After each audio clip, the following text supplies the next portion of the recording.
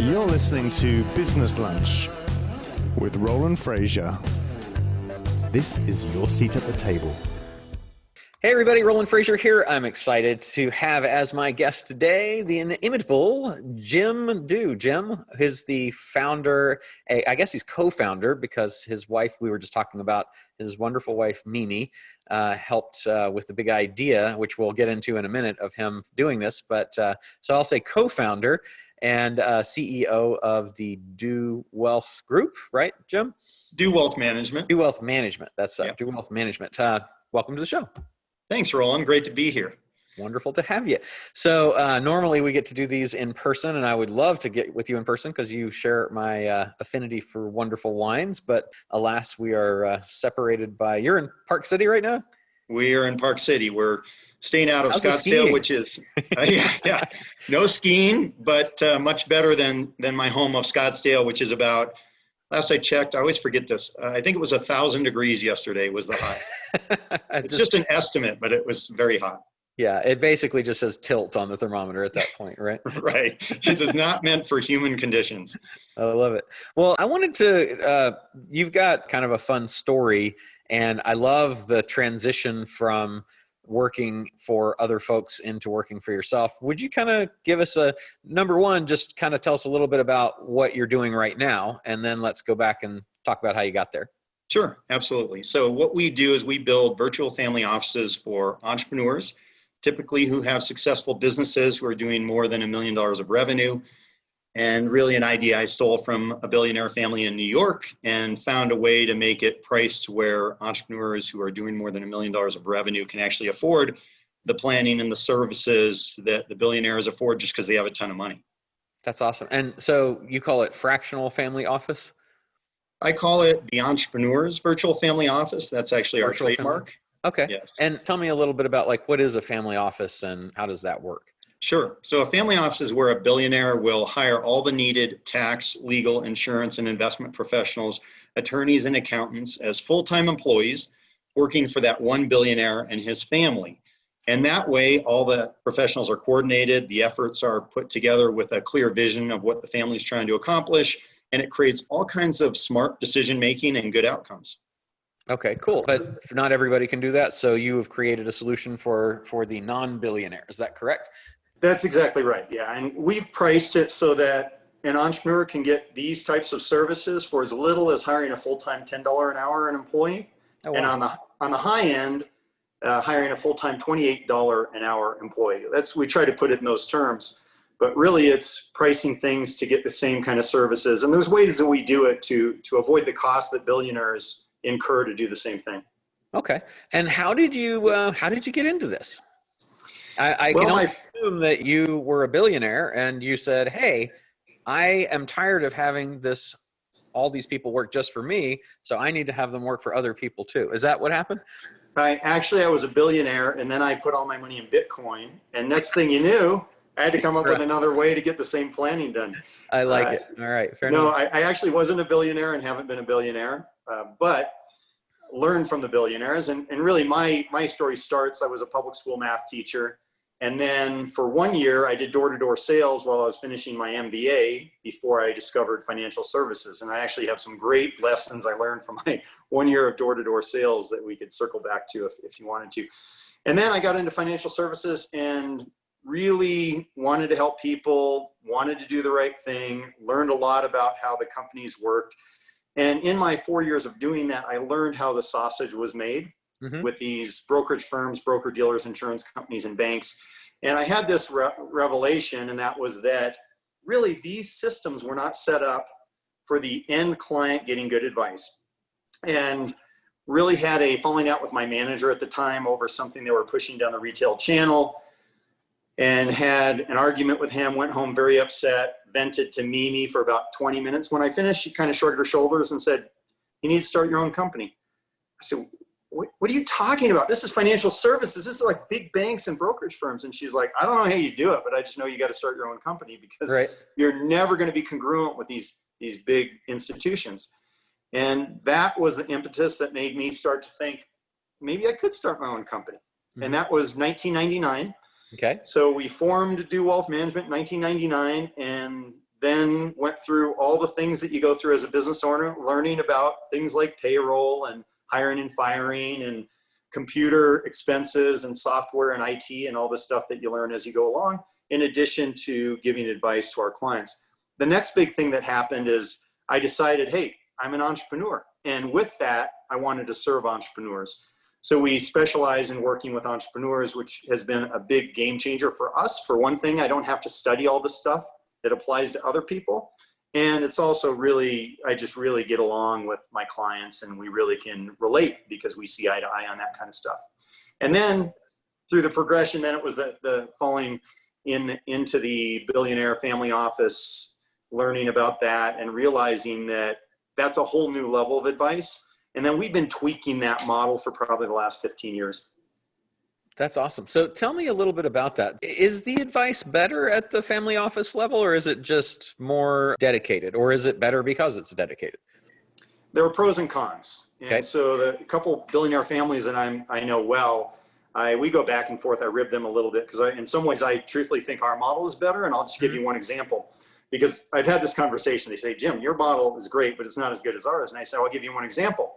If we have to fire an attorney, you know how easy it is for us to fire an attorney? We just say, we're not working with you anymore. But for the family office, they have all the HR issues of the employee who's an employee of the family. Right. So there are pros and cons. Family offices, they have a lot of leverage. They have a lot of influence and power because of their wealth. So that's an advantage.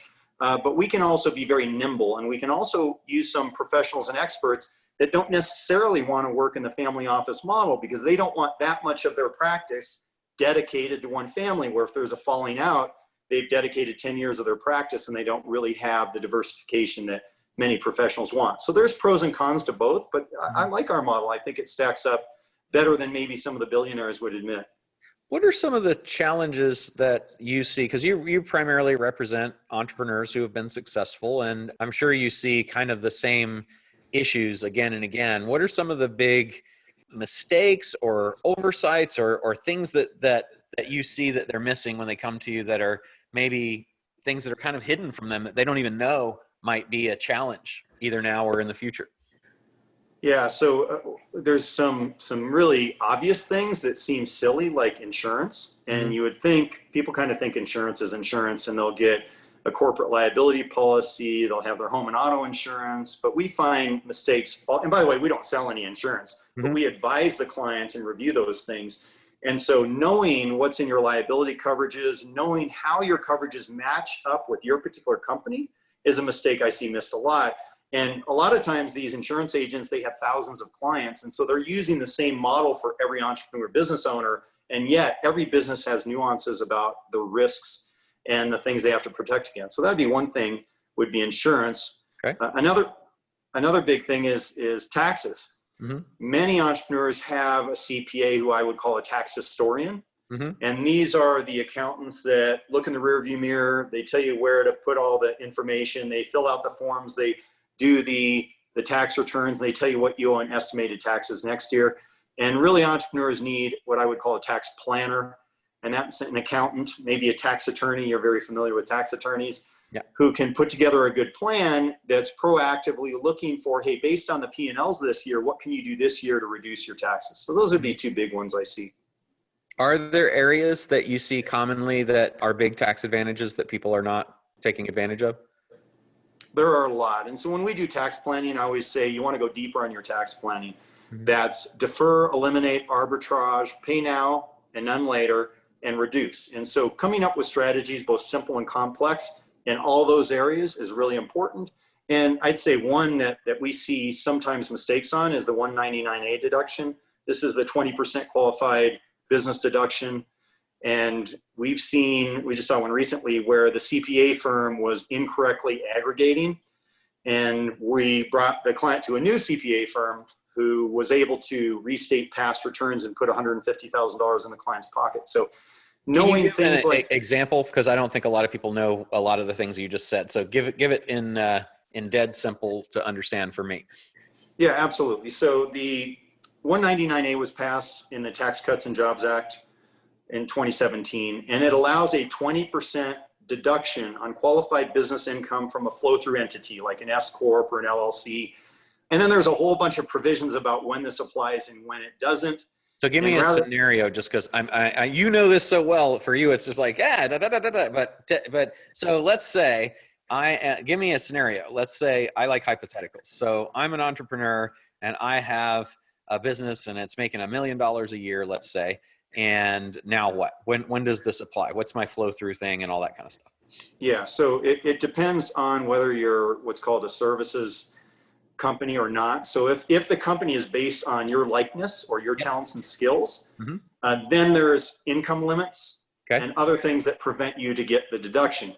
But one thing that we've seen CPAs do is splitting the company into more than one company. So if there's one company based on your likeness, like you're an influencer or a coach, but then part of your company is not based on that, by splitting out, you can actually get some of that 20% deduction that you wouldn't get otherwise. Okay, so now let's say I have $1 million and half of it is because I'm super amazingly good looking, as everyone knows. And the other half is, or I've hired someone to play me, that's probably more likely. And the other half is because I sell a program, right? Something like that. It's a software sale or something like that. Now I got $500,000 of income. What could I do? If that qualifies for the QBI, you get a 20% deduction. So that would be a $100,000 deduction. If you're in a 45% marginal plus state tax bracket, that would put $45,000 into your pocket. Okay. So, and it's just a deduction, it's just a deduction for just randomly, almost like it just says I can take 100,000 of that income and I don't have to include it, basically, effectively. Is that, what am I getting a deduction for? Yeah, so the reason why it's in the tax law is because the corporate tax rate was cut dramatically on things like C Corps. And so to make the law more fair, they created this tax deduction for flow-through entities that are not corporations, LLCs and S Corps. So that's really the reasoning behind it. But sometimes people aren't correctly taking the deduction, or they're not looking for creative ways to take the deduction. And by the way, all of this requires good accountants and attorneys to coordinate this kind of stuff.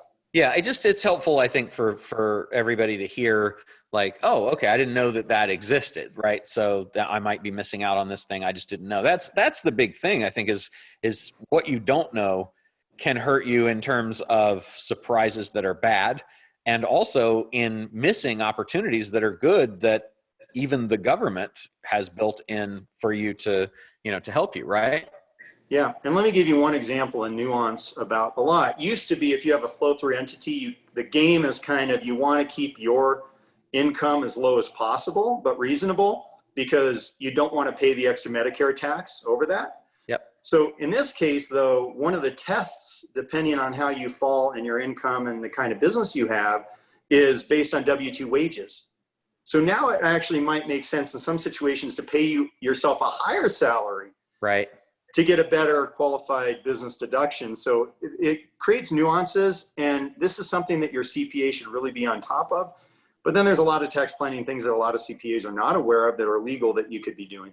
So you kind of, what you saw was an opportunity in the market to kind of layer your expertise and your broader knowledge over all of these experts. And because you're coordinating all those experts for several people, you find different opportunities that you hear about from them, which then can be applied to everybody else that you represent. Does that sound right?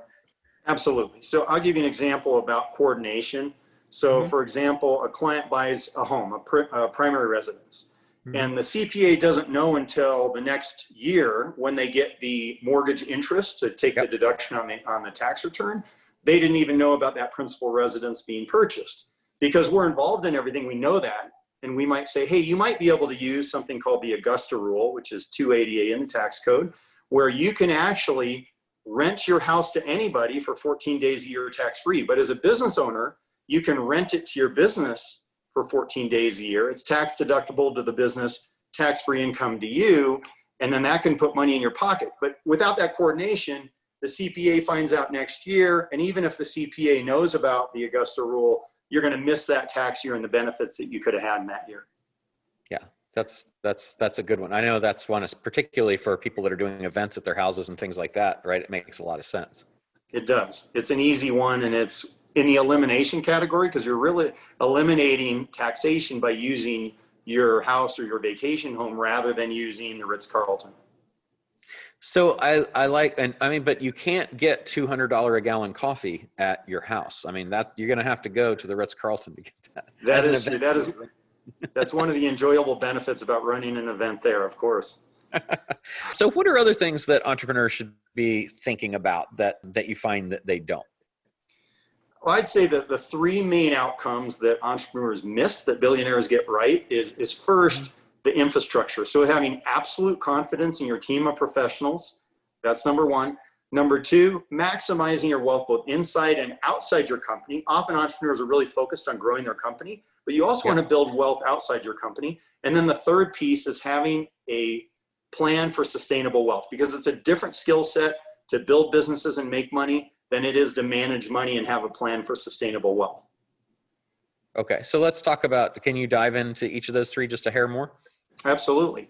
So when I talk about infrastructure and having the right team of professionals, often I see entrepreneurs have this thing, I call it a wealth wheel. And so picture a wheel and you've got your advisors around the edge of the wheel. And most entrepreneurs over their lifetime, they're going to pick up an attorney, an accountant, an insurance agent. And it's either because a friend recommended them or they met them at some social event. And they have these different professionals. And when we step in and we look at that wheel, it's usually what I call a financial flat tire. Because guess what? They're not all A players. They're not communicating and collaborating on the entrepreneur's best interest. And the worst part is the entrepreneur's in the middle trying to manage all of these relationships when the entrepreneur, number one, doesn't have the time, but also doesn't have the expertise, doesn't speak the languages of tax, legal, insurance, and investment on a regular basis. So what we like to see is make sure they're all A players, and we have a way of vetting them and analyzing those professionals. We don't just say, do you like them and do they return your calls? But there's actually ways you can vet these professionals. And then make sure that they're collaborating, that they're being held accountable for their work and their work product. And then we put ourselves in the middle so that, because we do speak tax, legal, insurance, and investment on a daily basis to coordinate that. So thinking about it from an entrepreneur's perspective on the infrastructure, you either have to be what we call the air traffic controller, where you have excellent advisors and you're managing those in an effective way, or you have to find someone to take that spot for you to manage those professionals on your behalf. Cool. And how about the second area? So maximize your wealth both inside and outside the company. I would like to say that you get rich by being concentrated in a business, but you stay rich by being diversified outside of the business. Yep. And it's too often entrepreneurs are waiting for the big exit that doesn't happen or something goes wrong. So while you're building your business, you should be siphoning money off outside your business in really three main areas: real estate, stocks and bonds, and private equity. And depending on what you like, maybe it's all real estate, or maybe like you, Roland, it's all private equity. You're owning businesses. And of course, you're smarter than anyone at buying businesses with no money down. But you have, I mean, how many businesses are you invested in or do you own right now? 36. Perfect. So you don't own one, you own 36. So you're diversifying outside of your core business, building wealth outside of that. So maximizing inside and outside and making it automated, because if you expect in 10 years, you're going to look back and have all this money outside your business, you have to do it intentionally with a compelling focus and make it automated so it happens even despite yourself. Absolutely. And then what about the third thing? Yeah, so having a plan for sustainable wealth. And this first requires understanding what are your values, your goals, and your important relationships. And then you have to have a compelling focus for a path to financial freedom and know what that looks like. Now, you don't have to come up with this on your own. When Arizona was shut down and we couldn't go to the gym, I know a guy, he's a personal trainer, and he said, hey, Jim, I've got a private gym I can get you into, but you have to hire me. You have to work with me as a personal trainer. And I've been working out in the gym for 30 or 35 years, and I've never had a personal trainer. I said, I know how to do this. I don't need a personal trainer, but I had no option. So I hired him. 2 weeks later, I looked back and I realized I had the best workouts I've had in like 10 years. And the reason why is he created a compelling focus for me. I wasn't listening to Business Lunch, which I love to listen to, by the way. I wasn't talking to my buddies in the gym. I was focused on doing what he told me to do. So you can hire people to create a compelling focus and a path to financial freedom, but you've got to actually either hire someone or figure out a way to do it yourself. So that'd be the sustainable wealth piece. Okay. You have written a really good book, which I have read, that covers a lot of this kind of stuff. Would you tell us a little bit about it and how we might get our hands on it? Sure. It's called Beyond a Million, The Entrepreneur's Playbook to expanding wealth, freedom, and time. And it's got a lot of the stuff I'm talking about in here. You know, I wrote the book through Tucker Max, who you know, and Tucker said to me, don't write a book that pretends to tell people stuff and then they have to hire you or they have to go do other stuff to figure it out. Put all your best ideas in there. Yep. And that's what I did. I've got a lot of really good ideas in there. I like to think I've gotten some ideas since I wrote the book, but it really lays out my story and the story about the virtual family office and how you can learn more to create one for yourself, or the components that you may want to utilize that I've created for the virtual family office. Okay. And what's the best way to connect with you to get that? I don't know if you have a podcast or social, or how do people get a hold of Jim? Yeah. So the one way is, and we actually created a 9-question quiz to help you see where you are in your wealth building process. You can get that by going to makerichreal.com. You can take that quiz if you would like. There's opportunity to visit with us if you qualify, if you fit kind of what we do. But you can get the quiz either way. You don't have to call us or talk to us to get the quiz.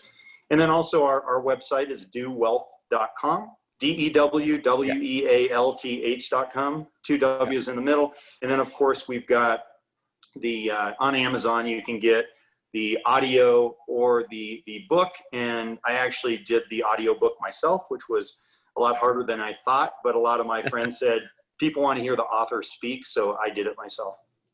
Nice. Awesome. Well, thank you for taking some time from Park City to come into our Zoom boxes and our podcast today and hang out with us, and really appreciate you taking the time to do it, and look forward to getting together as soon as we are able to connect in person again. I would look forward to that as well, Roland. Thank you. Good to see you.